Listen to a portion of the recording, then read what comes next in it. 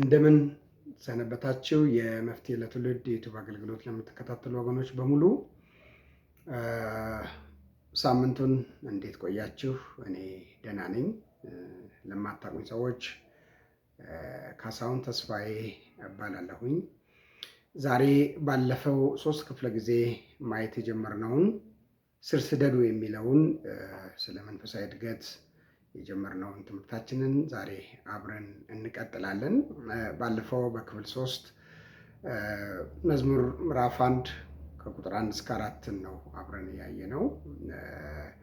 ምስጉን ነው በክፉዎች ምክር ያልሄደ፣ በኃጢአተኞችም መንገድ ያልቆመ፣ በዋዘኞችም ወንበር ያልተቀመጠ፣ ነገር ግን በእግዚአብሔር ሕግ ደስ ይለዋል፣ ሕጉንም በቀንና በሌሊት ያስባል። እሱም ቁጥር 4 ላይ እርሱም በወንዝ ዳር እንደተተከለች ዛፍ ነው፣ ፍሬዋን በየጊዜው እንደምትሰጥ፣ ቅጠሏም እንደማይጠወልግ እንደማይደርቅ፣ ሁሌ እንደሚለመልም እንደዚች አይነት ዛፍ ይሆናል ህይወቱ ነው። እና ስር የሰደደ ህይወት ያለው ሰው ምን እንደሚመስል ያደገ ሰው ምን እንደሚመስል በእግዚአብሔር ቃል ያደገ ሰው የእግዚአብሔርን ቃል ማንበብ ማጣጣም የለመደ ሰው ህይወቱ ካደገ በኋላ ምን እንደሚያፈራ ምን አይነት ጥንካሬ በህይወት ውስጥ እንደሚሆን አብረን እሱን ያየ ነው እና እጅግ በጣም አስፈላጊ የሆነ መልእክት ይመስለኛል። ዛሬም ቀጣዩን ክፍል 4ን ስር ስደዱ ወይም ስር በመስደድ ስለማደግ ስለ መንፈሳዊ እድገት ክፍል 4ን ዛሬም አብረን እናያለን። እንደተለመደው እግዚአብሔር እንዲረዳንና ጸጋ እንዲሰጠን እንጸልያለን። እግዚአብሔር ቅዱስ አምላክ ሆይ ስላሳለፍነው ሳምንት እናመሰግንሃለን። ሙሉ ጥበቃ ስለተደረገልን፣ ምሕረት ቸርነት ስላልተለየን ተባረክ። ጌታ ሆይ ዛሬም ደግሞ ቃልህን እንድታስተምረን፣ በቃልህ እንድትመክረን፣ አቅጣጫ እንድታሳየን፣ እንድታሳድገን እግዚአብሔር አምላካችን ሆይ በልጅ በኢየሱስ ክርስቶስ ስም የቃልህ መገለጥ እንዲበዛልን እንለምናሃለን። ቃሉንም ጊዜውንም ባርክልን። ሰሚዎች የተባረኩ ለሌሎች የሚያሰሙ ይሁኑ። ልባችንን ክፈት፣ አእምሯችንን ክፈት፣ ሙላብን። እንወድሃለን፣ እናመሰግንሃለን በኢየሱስ ክርስቶስ ስም። ስር ስደዱ ክፍል 4 ማየት ዛሬ እንቀጥላለን። ሰሞኑን ስለዚህ ስለ መንፈሳዊ እድገት ስር ሰዶ ስለማደግ ሳስብ የሰው ልጅ ብዙ ችግር አለበት። ማለት ያው ብዙ የሚያስቸግሩ ነገሮች አሉ፣ ችግር የሆኑብን ነገሮች።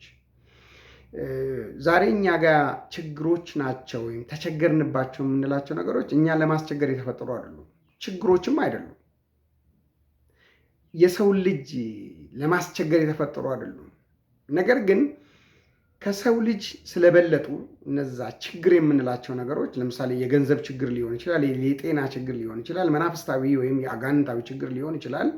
እነዚህ ችግሮች ለምሳሌ ጠቃቀስኳቸው፣ ሌሎችም ይኖራሉ። እነዚህ ችግር የሆኑብን ከኛ ስለበለጡ ነው።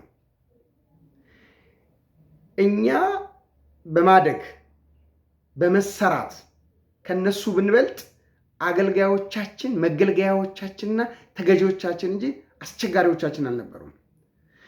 ዛሬ አሁን እየተማርን ያለነው በእነዚህ ነገሮች ላይ እንዴት እንደምናድግባቸው፣ እንዴት በእነዚህ ነገሮች ላይ እንደምንከብድባቸው ነው እየተማርን ያለነው። ሰው በመንፈሳዊ ሕይወቱ ባደገ ልክ እነዚህ ነገሮች መጠቀሚያው መገልገያው እንጂ አስቸጋሪዎቹ አይሆኑም። ስለዚህ አስቸጋሪ ከምንላቸው ነገሮች በላይ ሆነን አገልጋዮቻችንን እንድናደርጋቸው በእግዚአብሔር ቃል ሙላት በመንፈሳዊ ሕይወታችን በማደግ በዘፍጥረት ምዕራፍ 1 ቁጥር 26 እና 27 ላይ እግዚአብሔር ፍጥረትን በሙሉ ከፈጠረ በኋላ የሰው ልጅ ግዙ ነው ያለው።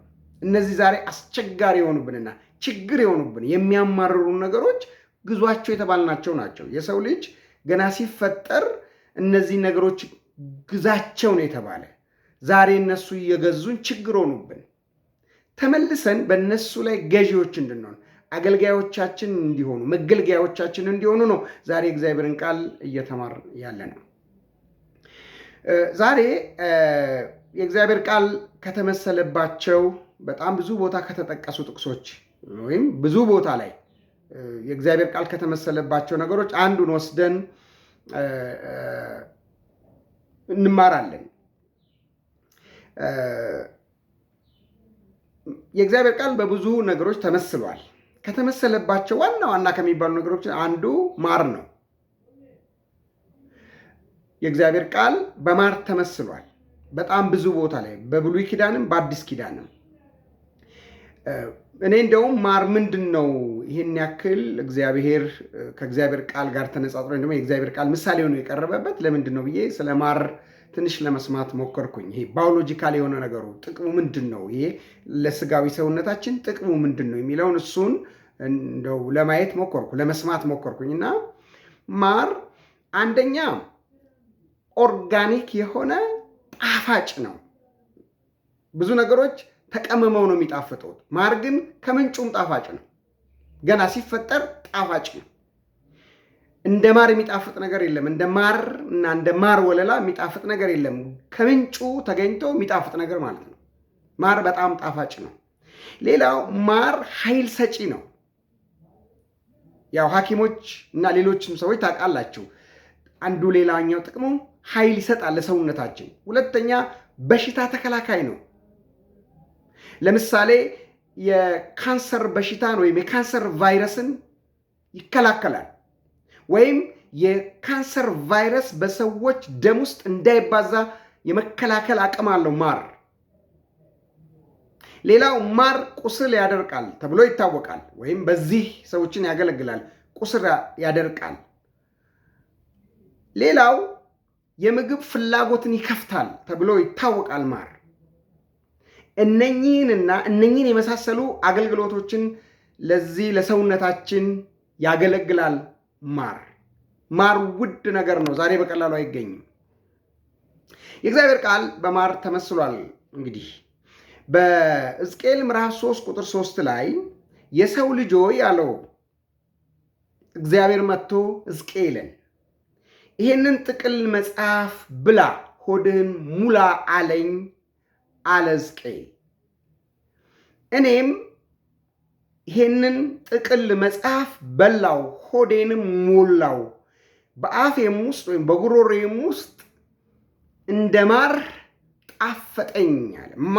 ጣዕሙ እንደ ማር ነው አለ። እንደ ማር ጣፈጠኝ አለ። ምኑን? ቃሉን፣ መጽሐፉን፣ ሕጉን።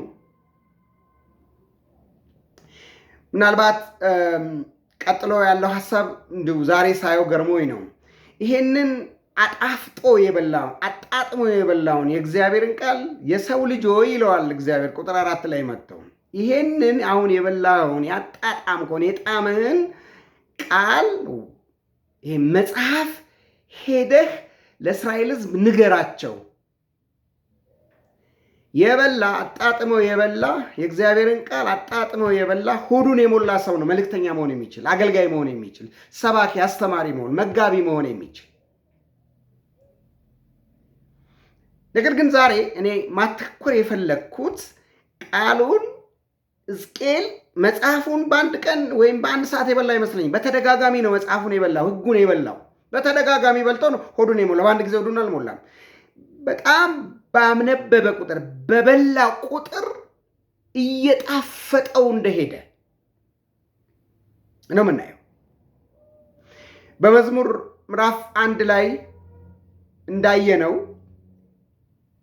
ነገር ግን በእግዚአብሔር ቃል ወይም በእግዚአብሔር ሕግ ደስ ይለዋል፣ ሕጉንም በቀንና በሌሊት ያስባል፣ ያሰላስላል። ይሄ ሰው ይሄ ዘማሪ ቃሉን ያፈቀረው የወደደው ዝም ብሎ አይመስለኝም። ቃሉን ባነበበው ቁጥር ሕጉን ባሰበው ባሰላሰለው ቁጥር ይጣፍጠዋል። አንደኛ ሰው የእግዚአብሔርን ቃል ደጋግሞ ባነበበ ቁጥር፣ ማንበብ ልማዱ በሆነ ቁጥር፣ በበላው ቁጥር እየጣመው ነው የሚሄደው፣ እያጣጣመው ነው የሚበላው፣ እያጣጣመው ይበላል፣ እያጣጣመው ይወስዳል። ጣፈጠኝ አለ ሕዝቅኤል። እንደምን? እንደ ማር።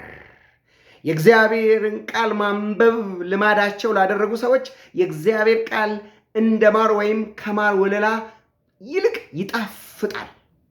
እየጣፈጠ ሲገባ ደግሞ የሚሰራውን ስራ አብረን እናያለን። መዝሙር 119 ቁጥር 103 ላይ ዘማሪው እንደዚህ ይላል፣ ሕግህ ቃልህ ከማርና ከማር ወለላ ይልቅ ይጣፍጣል ይላል። ይጣፍጣል። ይሄም የለመደ ሰው ነው። ሕጉን ማንበብ፣ ሕጉን መብላት፣ ሕጉን ማጥናት የለመደ ሰው ስለነበረ ምን አለ? የለመደ ሰው ነው። ይጣፍጣል። የጣፈጠ ነገር ወይ ደጋግሞ መጠቀም፣ ደጋግሞ መውሰድ ሰው ይፈልጋል። የሚጣፍጥ ነገር የእግዚአብሔር ቃል ምንም ሳይጨመርበት ምንም ሳይቀመም ይጣፍጣል።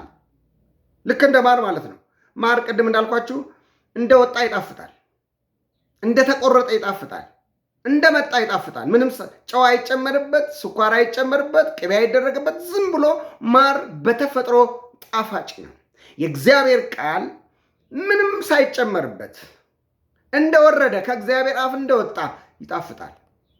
ይሄንን ኦርጋኒክ የሆነ መንፈሳዊ ሕይወታችንን በጣም ጤናማ በሆነ መንገድ የሚገነባ የእግዚአብሔርን ቃል ስንለምደው ስንበላው የሚጣፍጥ ይሆናል። ደግሞ የሚገርመው የእግዚአብሔር ቃል የማይሰለች ጣዕም አለው። እየጣፈጠ ነው የሚሄደው። ሁለተኛው የማር አገልግሎት ቅድም እንዳልኳችሁ ቁስል ያደርቃል። ቁስል ዛሬ ብዙ ሰዎች ይቆስላሉ። ቆሰልኩ ይላሉ። በብዙ ነገር በመከራ ቆሰልኩ፣ በፈተና ቆሰልኩ፣ በሰው ቆሰልኩ፣ በብዙ ትግል ቆሰልኩ ይላሉ። ለቆሰሉ ሰዎች ፈውሱ የእግዚአብሔር ቃል ነው። ነቢያቶች አይደሉም፣ ትንቢት አይደለም። የእግዚአብሔር ቃል የሚገርም ፈዋሽ ነው። የቆሰለውን ሕይወታችንን ይፈውሳል።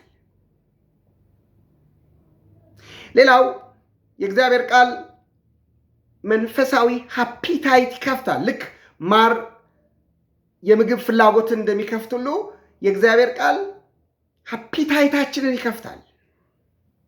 የጸሎት ሃፒታይታችንን ይከፍታል። የፍቅር ሃፒታይታችንን ይከፍታል። መንፈሳዊ ረሃብተኞች ያደርገናል።